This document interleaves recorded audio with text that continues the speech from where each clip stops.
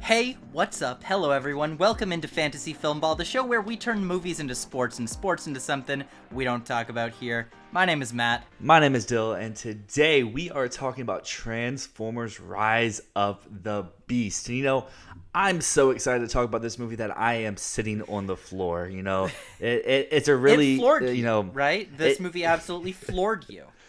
Yeah, we can go with that for now. But if you are tuning into this episode, first I want to say thank you. Drop a like, drop a subscription. Stuff, it helps algorithm, YouTube, all that weird stuff. But let's not waste any time. Let's dive into Transformers Rise of the Beast. We really didn't expect to be talking about this movie this week, but hey, it's another week and we really needed to talk about some movie. The other movie that came out this week, Past Lives, hasn't opened near Dylan, so we're here stuck talking about Transformers. I'm as surprised as you are. I don't know about you, Dylan. I'm not a fan of this series. I've actively avoided watching like half of them. I watched the first three. I watched Bumblebee. The only one that I've liked is the original one. Look, I don't even hate Michael Bay, but I just think his Transformers movies are like soulless cash grabs. Like I said, the first one is very solid, but the other ones that I've seen from him are like some of the worst blockbusters that I've ever seen. I didn't like Bumblebee either, even though I know a lot of people said that's the best one in the series. So I really wasn't planning to see Rise of the Beasts ever, but after watching it, honestly, it wasn't good. But it wasn't that bad.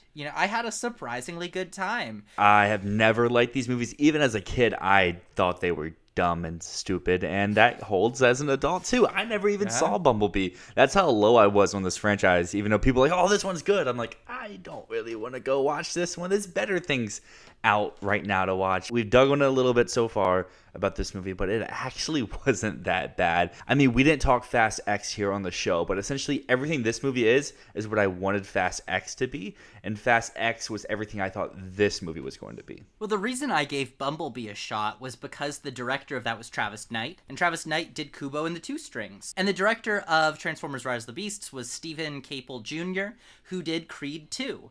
And you can kind of see how those two movies, I don't love Creed 2 either, but it's still a pretty good movie. I think you can see a huge improvement from Michael Bay's like shaky cam nonsense. Some of the fight scenes were really, really solid. They were coherent, clear, fun, often really creative. And I thought that the performances from Anthony Ramos and Pete Davidson, shockingly, were a lot of fun to watch / listen to. They both really fit the roles well. Pete Davidson brought a lot of really great humor to the movie. There were some moments in this that just had me like, oh yeah, this is what I want out of like a silly, stupid action movie. Like the moment where Mirage becomes an Iron Man suit for Anthony Ramos. Oh my god, I was hyped up for that. It was so stupid, but so fun and creative, and it delivered what I wanted out of that moment. And I guess, I gotta say, I thought that the sound effects were pretty goddamn great. This series is a 3-time Oscar nominee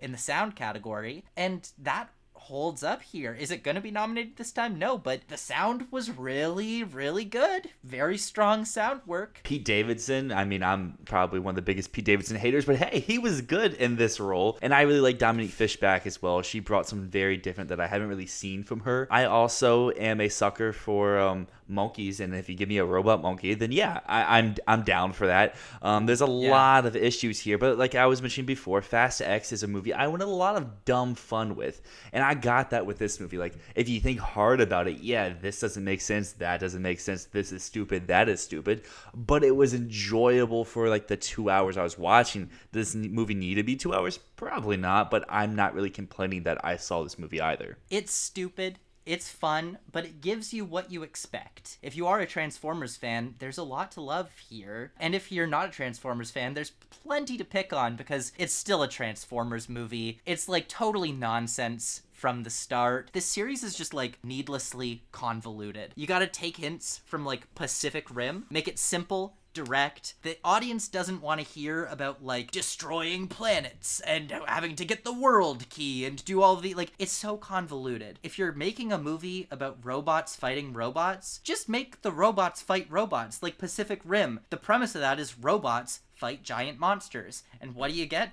Robots fight giant monsters. There's no sci-fi jargon. It's just robots fighting monsters. You get what you want. That's it. And I think Transformers always tries to like be deeper than that, but it's not. It's just stupid and silly and nonsense. The emotional core here is just weak. No matter how hard they try, like everything with the humans just makes me feel like I'm waiting for the robots to come back. See, normally I would agree with you. Like, that's what I've always been saying. It's like, oh, just make these movies the actual robots fighting. But I did find myself actually liking the humans here more than the robots. And I also, I mean, this isn't really a highlight. This is just one of the jokes that kind of did work from Pete Davidson was the one about Marky Mark becoming an actor now. And I thought the whole movie is like, oh, Transformers, he's gonna pop up somehow. It's just be like a de-aged Mark Wahlberg or something. That didn't happen. But overall, yeah, I mean, like, there's comedy here, like all comedy movies. It's not always going to hit, and that would be a big negative for this movie. Sometimes the comedy is overtly cringe, but my biggest flaw with this movie would be the pacing. At times, like, the human stuff works. At times, the robot stuff works, but then they try to mix them, and they don't really work. And like I mentioned before, it's like a 210 movie that feels like it should be 90 to 100 minutes. And I get you gotta have bad guys, but the bad guys weren't really interesting. My last negative here would be a lot of the voice acting here that wasn't from Pete Davidson. I thought was really, really bad. Okay, if we're talking about stupidity, we have to talk about the ending. Okay. So yeah, final spoiler tag. Final spoiler tag, but anyone who's not planning on seeing the movie, who's here and just wants to know about it, I'm going to give you the context. And anyone who did see the movie and wants a refresher, this is the context of the final scene. So the entire movie, Anthony Ramos, his character, has been trying to get a job. And so in the post-credits scene... and I say post-credits because it's like literally 10 seconds into the credits, they cut back to the scene. He's at a job interview, and then the interviewer says, oh, well, I know all about you. I know all about all of your friends. And actually, I'm from a secret government organization. We fight the darkness, and we need you and your friends on our side. And he hands him a business card, and it says G.I. Joe on it. And yes. I screamed at that point, but not like a fanboy scream, just a genuine shock and like not knowing what to do in that moment because it was the stupidest thing I think I've ever seen in a movie. Here's the thing, though. Here's the thing. They could pull it off. If they do it right, they could pull it off because if they take the positives from this movie and double down on it and make it even stupider, but into like a comedic stupider, not like a Bayhem stupider. Yeah. And you really lean into it and you bring in more likable actors to play the G.I. Joes. Like, make it like a hodgepodge, like a ensemble type just comedy, just where it's like so stupid, but it just works for you. Honestly, I think a G.I. Joe Transformers mashup movie might be the stupidest thing that I've ever heard of, and I would see it. I would see it just on sheer, like, what the fuck? Do we think they're actually going to follow through with this idea for the stupidest movie of all time, G.I. Joe Transformers? Movie studios are dumb right now. They're doing a lot of dumb stuff post-COVID. We've had a lot of 200, 250, apparently a 340 budget for Fast X, you know?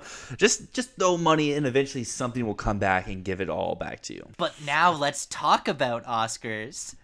I know. We talked about them for Jurassic World Dominion, so we can talk about them. It's like a year ago. It's a whole full circle moment. I think on that episode we said maybe a short list for Jurassic World.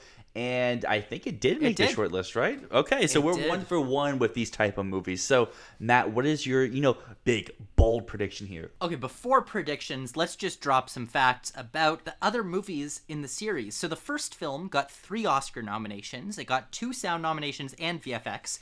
It won the Visual Effects Society Award and was nominated at both the major sound guilds, being the MPSE and the CAS. So then the second film, Revenge of the Fallen, which got horrible reviews, still got a sound mixing nomination, a Visual Effects Society nomination in the main category. It was nominated by both sound guilds again, and it got a Screen Actors Guild Stunt Ensemble nomination. Third film, Dark Side of the Moon, that one also got 3 nominations at the Oscars, both sound and visual effects. It also got a Visual Effects Society nomination in the main category, got those same 2 Sound Guild main nominations, and again, SAG Stunt Ensemble.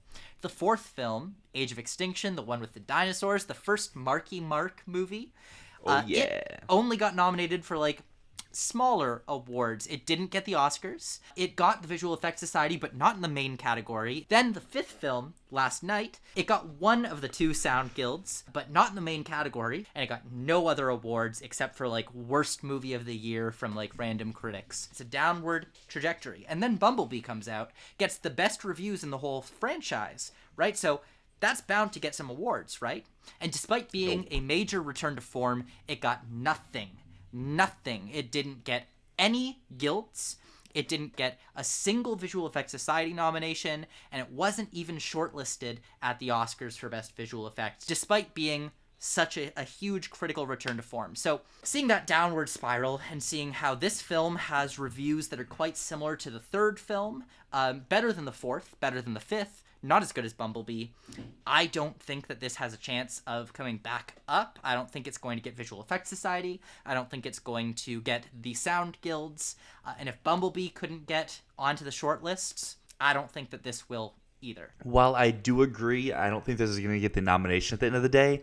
As we've been doing our predictions each month, we usually struggle at number 9 and number 10 when it comes to visual effects. So with that being said, I could see this maybe squeaking in depending on how it does at the box office to keep it in the conversation for the rest of the year, but it probably won't make that short list. Maybe not. Sound, definitely I don't think it will make the short list, but SAG stunts, who knows? Sometimes they throw some random stuff in there in the fifth slot. I'm not saying it's happening, but watch us come back in February, like Transformers Rise of the Beast, SAG stunt number 5. Look, I could see that happening if this film wasn't at a 44 on Metacritic. Look, I think it should be higher than that. Is that low?